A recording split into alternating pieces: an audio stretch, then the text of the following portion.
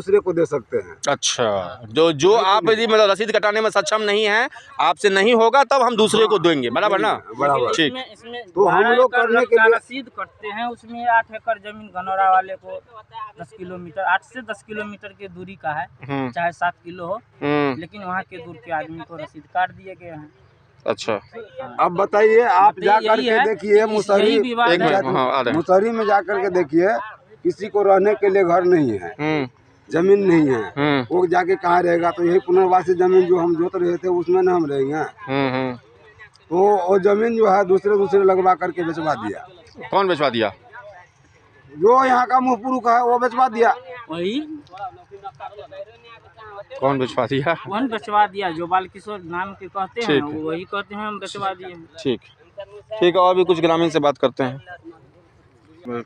ये कब्रिस्तान है, कितना दिन से कब्रिस्तान है? ये कब्रिस्तान जब